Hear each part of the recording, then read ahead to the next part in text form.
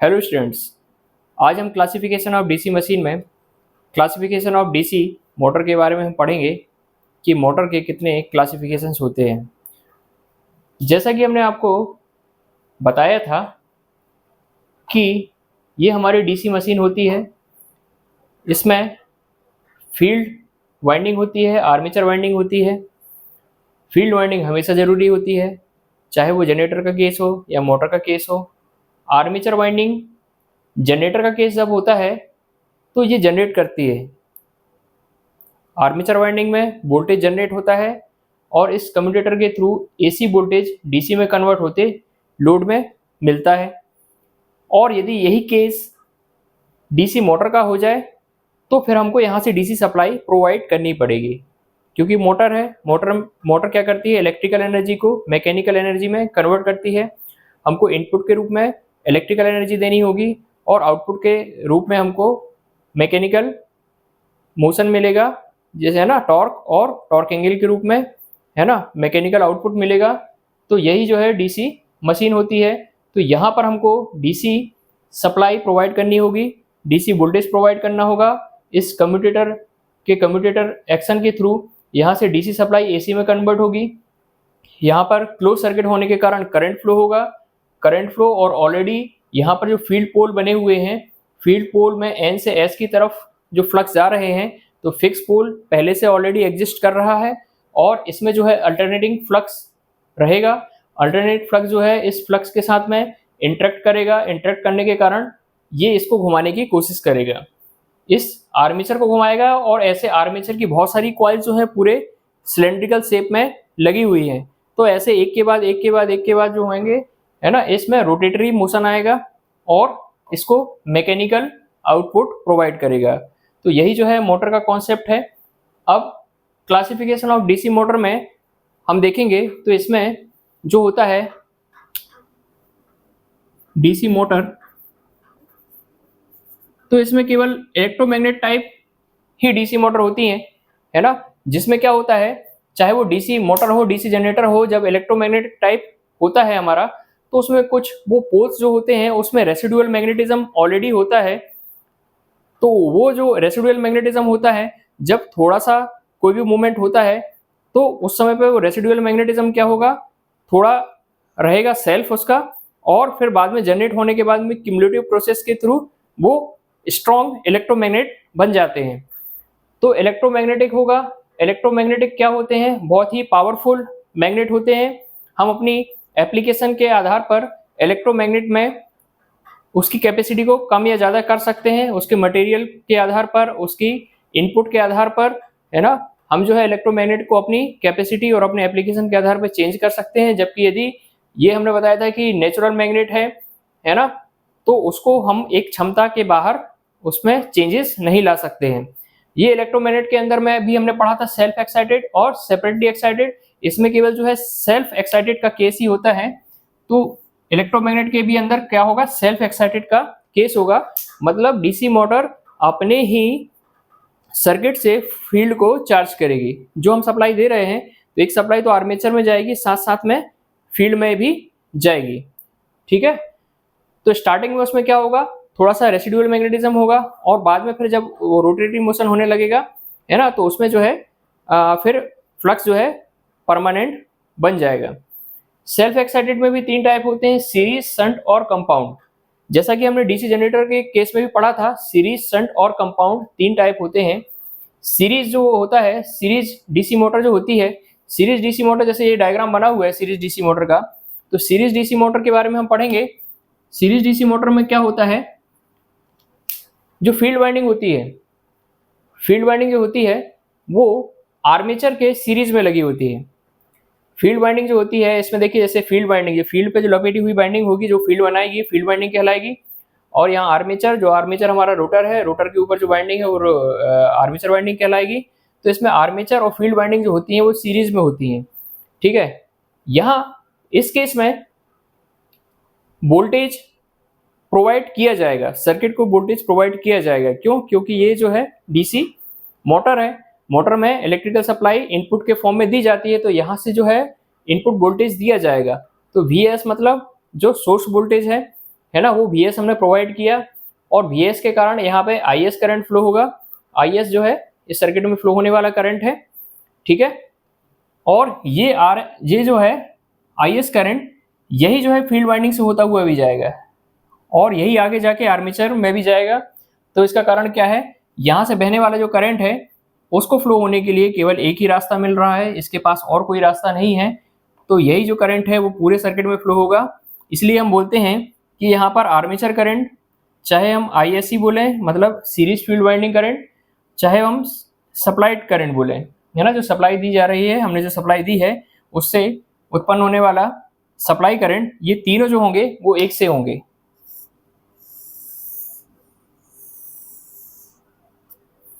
तीनों जो होंगे वो कैसे होंगे, एक जैसे होंगे। जबकि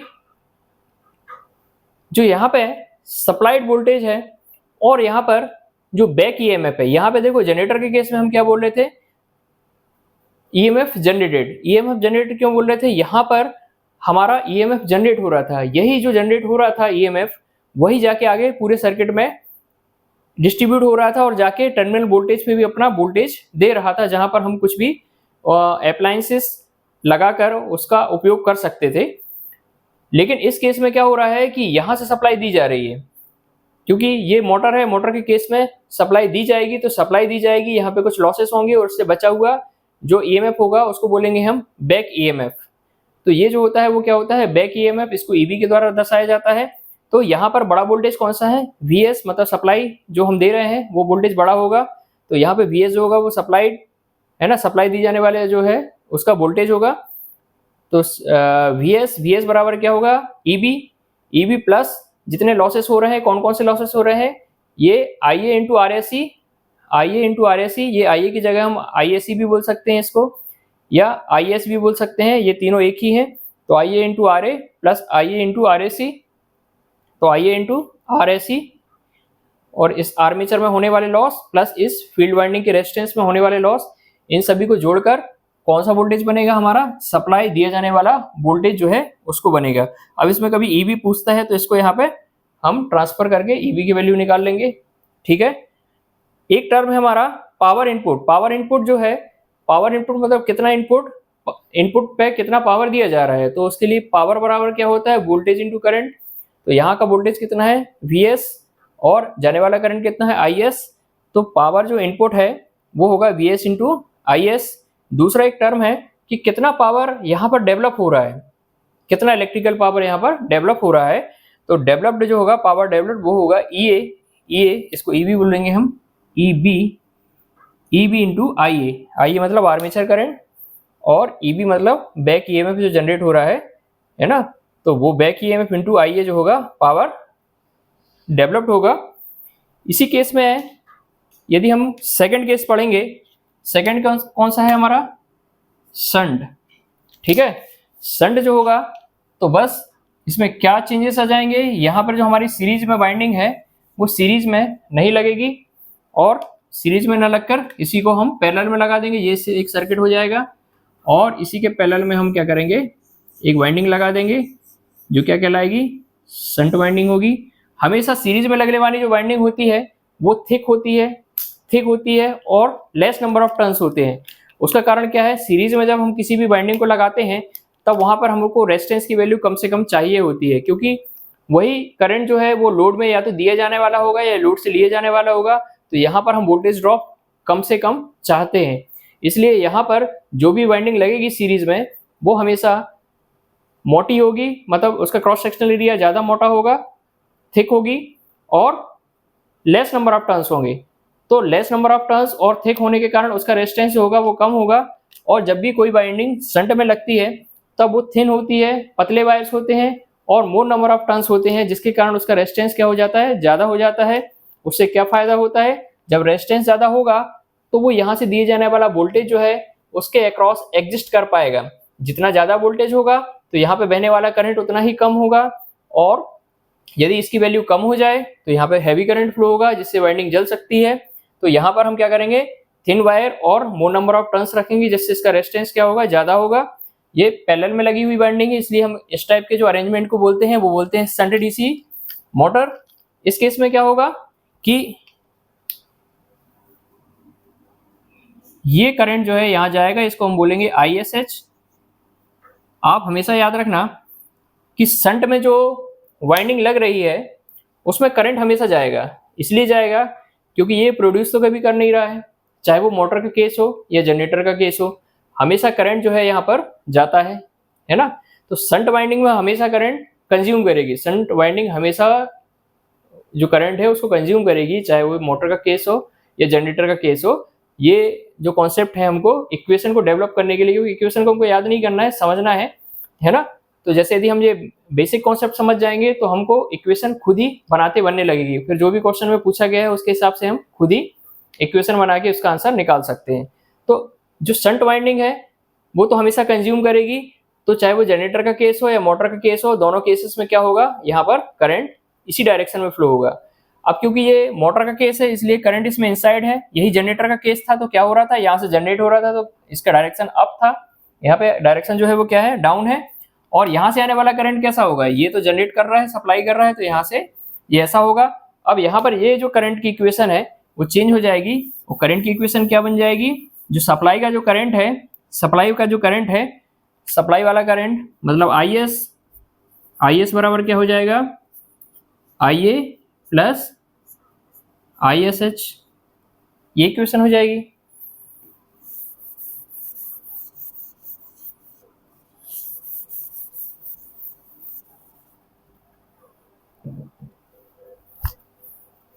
और दूसरी इक्वेशन जो है VS की इक्वेशन क्या हो जाएगी, VS की इक्वेशन हम कैसे निकाल सकते हैं, VS की इक्वेशन हम ऐसे निकाल सकते हैं कि ये जो है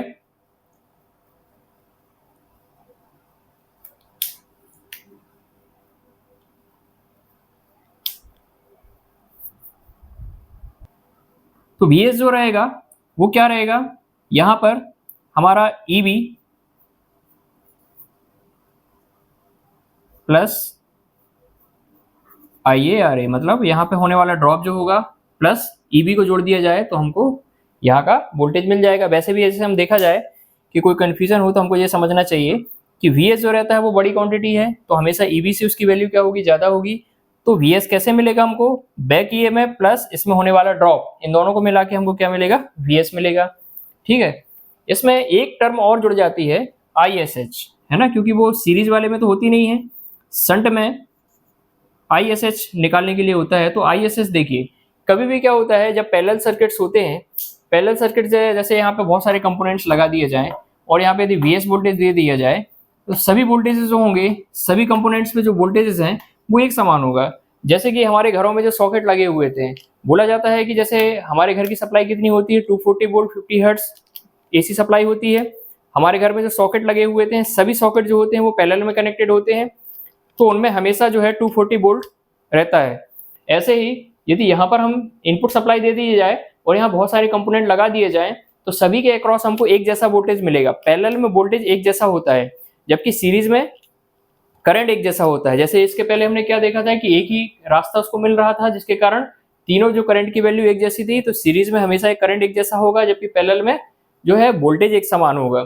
इस केस में ISH की वैल्यू हमको निकालना है तो ये वोल्टेज जो है वो एज इट इज यहाँ पे अप्लाई होगा इन पॉइंट के बीच में, है ना, मतलब इस पॉइंट पे भी क्या वोल्टेज होगा हमारा, क्योंकि इसके बीच में कोई रेजिस्टेंस नहीं है, कोई भी ड्रॉप नहीं होगा, तो जो वोल्टेज यहाँ पे मिल रहा है वो वोल्टेज इस पॉइंट पे भी मिलेगा। तो यहाँ पर हमको ISH की वैल्यू निकालनी है, तो सिंपल सी बात है कि वोल्टेज अपॉन रेजिस्टेंस, तो वोल्टेज कितना मिल रहा है हमको, VS मिल रहा है, और करंट कितना मिलेगा इसमें, जो हमारा इसमें हम RSH करंट होता है, हम मानते हैं कि ये शंट है तो इसको शंट RSH से डिनोट करेंगे, तो VS अपॉन क्या हो जाएगा हमारा, RSH हो जाएगा। अब पावर इनपुट,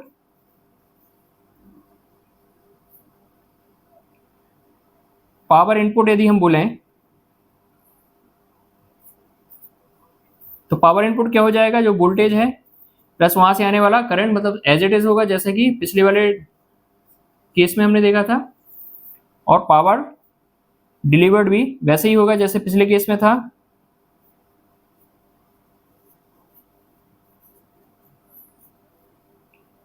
तो हो जाएगा ये बैक EMF इंटू IA, ये है हमारा शंट का केस। अब इसी केस में हम एक और केस ऐड कर रहे हैं, कंपाउंड। कंपाउंड में भी कौन सा केस हम करेंगे? शुरुआत में हम करेंगे शॉर्ट शंट, है ना। शॉर्ट शंट का केस हम ऐड करेंगे। शॉर्ट शंट के केस में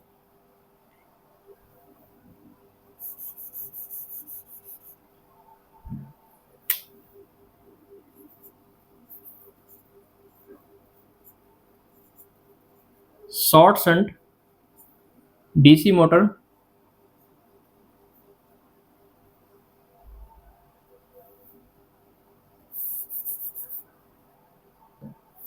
short shunt compound DC motor. इस केस में क्या होगा, यहां पर यदि हम एक फील्ड वाइंडिंग का एक टुकड़ा ऐड कर दें, है ना, फील्ड वाइंडिंग को दो टुकड़ों में तोड़ दिया और एक फील्ड वाइंडिंग यहाँ पर और एक फील्ड वाइंडिंग यहाँ पे लगा दिया, तो ये जो फील्ड वाइंडिंग है इसका जो रेजिस्टेंस होगा वो होगा RSE और इसमें फ्लो होने वाला करंट जो होगा वो होगा ISE, है ना। यहाँ पे दो फील्ड वाइंडिंग है, एक सीरीज में लगी हुई है और एक शंट में लगी हुई है। तो इस केस में ये जो है ये क्या हो जाएगा, ये जो है क्या हो जाएगा सीरीज में। अच्छा, यहाँ पर जो हमारे टर्न्स होंगे वो कम टर्न लेस टर्न होंगे और थिक होगा, ये वायर जो होगा थिक होगा, लेस टर्न होंगे, जबकि ये थिन होगा और मोर नंबर ऑफ टर्न्स होंगे, है ना। उसका रीजन हम बता चुके हैं पहले ही। तो यहाँ पर जो वोल्टेज मिलेगा, ठीक है, इस केस में क्या हो जाएगा, IS बराबर ये तो रहेगा ही, साथ में IA प्लस ISH जैसा कि हमने देखा था पहले, है ना। लेकिन इसका एक केस और हो जाएगा। एक केस जो होगा वो हम ये मानेंगे कि जो सप्लाई करंट है उसको हम सीरीज फील्ड करंट भी बोल सकते हैं, सीरीज फील्ड करंट भी बोल सकते हैं। इसका डायरेक्शन ऐसा होगा, है ना। ये करंट के लिए एक ही रास्ता है, तो ये करंट बोले या इसको बोले तो ये दोनों क्या होंगे, एक जैसे होंगे, है ना। तो एक फॉर्मूला ये भी है, मतलब यहाँ पर ISE और IS की जगह ISE रख दिया जाए, कभी क्वेश्चन में दे दिया ISE की वैल्यू दे दी जाए तो यहाँ IS की जगह ISE भी यूज कर सकते हैं, दोनों एक ही वैल्यू है। VS क्या होगा, तो VS जो होगा इसमें थोड़ा सा चेंज हो जाएगा। क्या चेंज हो जाएगा, तो VS किस किस का सम हो जाएगा, एक तो बैक EMF प्लस आर्मेचर में होने वाला लॉस प्लस एक चीज और ऐड हो जाएगी यहां पर,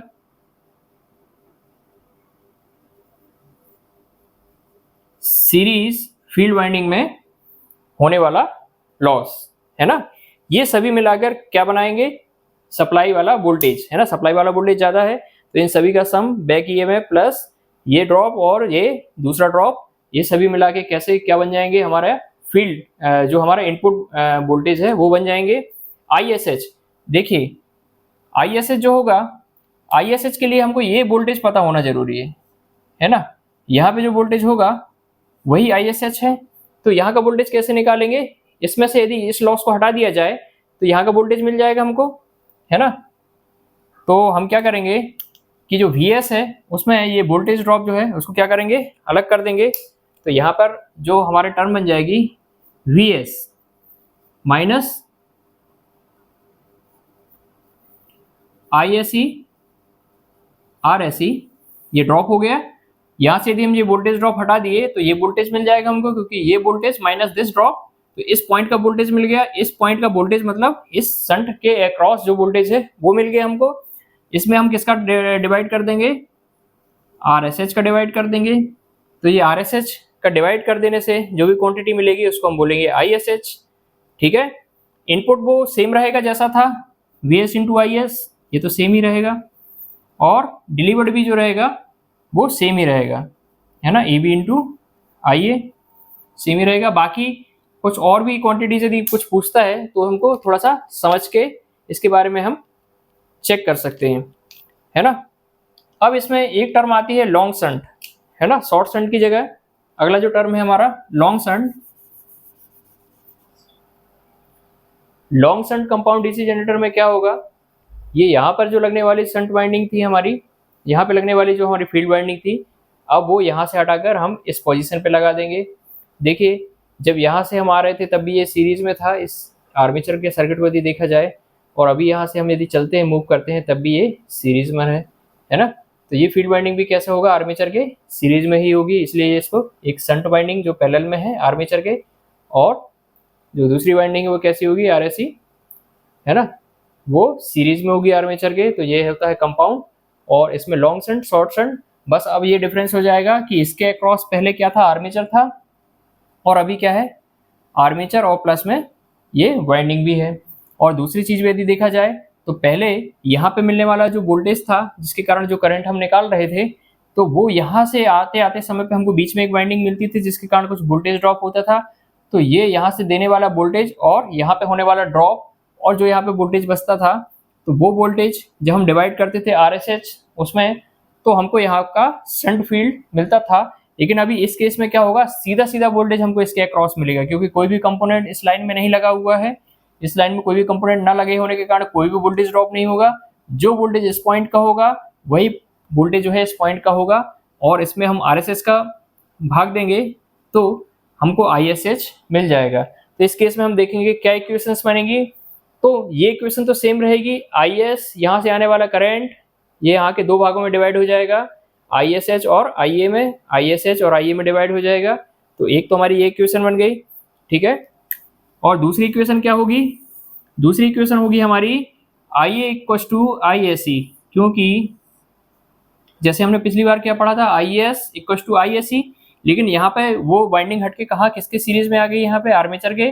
तो यहाँ से जो करंट फ्लो होगा IA वही ISC होगा, है ना। ISC और IA जो होंगे वो क्या होंगे, एक जैसे करंट होंगे। तो यहाँ पे IA इक्वल टू क्या हो जाएगा, ISC हो जाएगा, ठीक है। VS मतलब दिए जाने वाला वोल्टेज क्या होगा, मोटर का केस है तो VS जो होगा सभी वोल्टेज, पूरे सर्किट में जितने भी वोल्टेजेस हमारे पास अवेलेबल हैं उन सभी से क्या होगा, ज्यादा होगा। तो VS बराबर क्या क्या होगा, बैक EMF, यहाँ पे जनरेट होने वाला EMF, प्लस IA RA मतलब इसमें ड्रॉप होने वाला जो इसके अंदर का रेजिस्टेंस है उसके कारण जो वोल्टेज ड्रॉप हो रहा है, साथ ही ISC RSC मतलब इसके अक्रॉस होने वाला ड्रॉप। तो ये टोटल मिला दिया जाए तो हमको इनपुट वोल्टेज मिल जाएगा, इनपुट वोल्टेज की वैल्यू मिल जाएगी। तीसरा केस है ISH अभी हमने बताया आपको, पिछले केसेस में क्या करना पड़ रहा था हमको, VS minus ISC RSC minus करना पड़ रहा था, क्योंकि इसके जो पाथ है, इसका जो रास्ता है उसमें बीच में एक रेजिस्टेंस आ जा रहा था, वो रेजिस्टेंस कुछ ड्रॉप करता है, उसके बाद में यहाँ पे कुछ वोल्टेज हमको बचता है। वही वोल्टेज जब हम शंट रेजिस्टेंस से डिवाइड करते हैं तो हमको ISH करंट मिलता है। इस केस में क्या होगा, सीधा सीधा वोल्टेज जो है हमको इसके अक्रॉस मिलेगा, तो जो VS है वही इसके अक्रॉस मिलेगा।